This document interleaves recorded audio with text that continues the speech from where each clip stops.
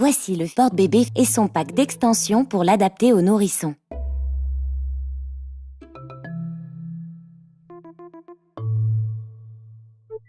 Tenez le porte-bébé vers le bas, l'extérieur contre vous.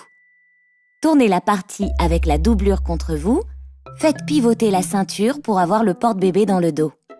Passez le clip de la ceinture dans l'élastique de sécurité. Vérifiez sa tenue, vous devez entendre un clic. Tournez-le la partie centrale devant vous. Pour fermer la bretelle, attachez les clips du même côté. Relâchez les sangles des bretelles cousues au bord de la partie centrale.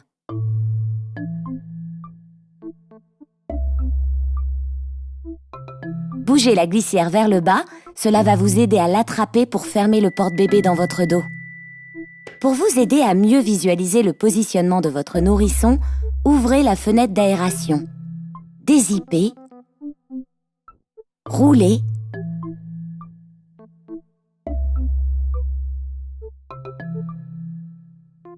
et accrochez à l'aide des boucles élastiques. Placez la partie fine du rehausseur avec les coutures vers vous. Le bébé sera assis sur la partie large. Glissez votre main dans le tunnel pour pouvoir attraper le rehausseur, puis glissez la partie large sous l'étiquette blanche. Le rehausseur positionne le bébé plus haut. Il libère ainsi son champ de vision et ses voies respiratoires. Il lui offre également une assise adaptée à sa taille. Glissez le cale-tête dans le tunnel.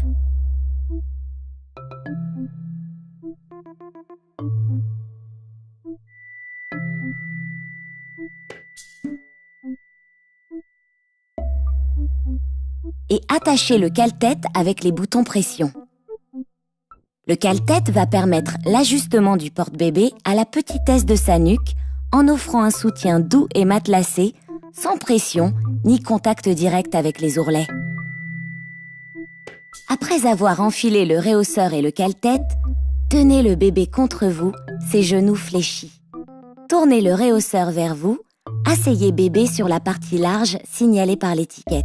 Le rehausseur va jusqu'au creux de ses genoux pour permettre la bascule du bassin. Mettez ses mains vers sa bouche. Tenez toujours bébé avec une main et remontez la partie centrale sur son corps. Soutenez le bébé avec une main et enfilez la première bretelle, puis la seconde. Clipsez l'attache dans votre dos et serrez si besoin.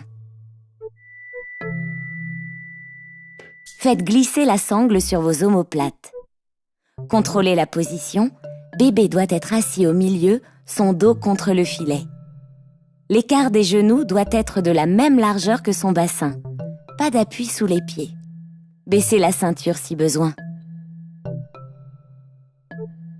Rassemblez ses mains et ramenez-les vers sa bouche. Soutenez le bébé avec une main, avec l'autre, ajustez la sangle de la bretelle vers le bas.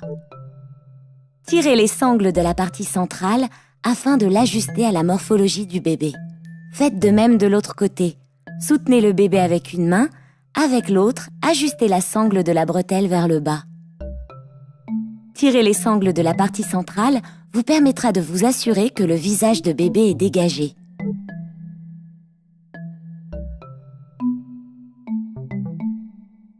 Libérer les voies respiratoires est primordial, surtout avec un nourrisson.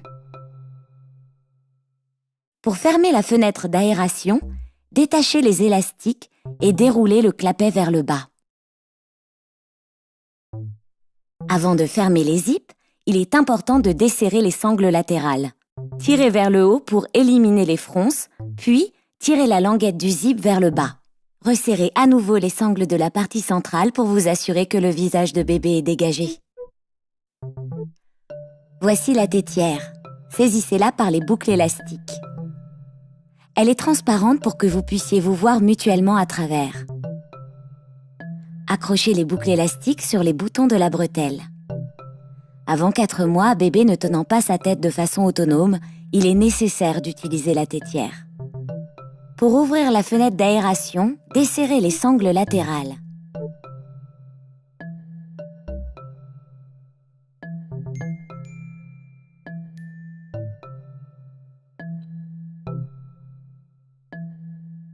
dézippez et ramenez les mains de bébé vers sa bouche.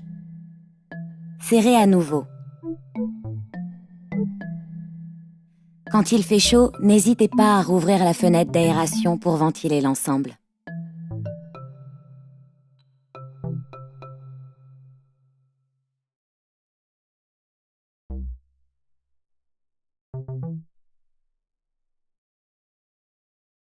Pour sortir, ouvrez le clip dans votre dos.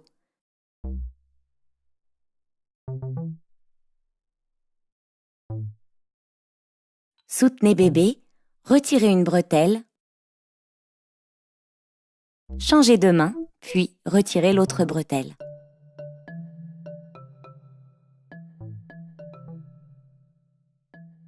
Voilà, c'est aussi simple que ça.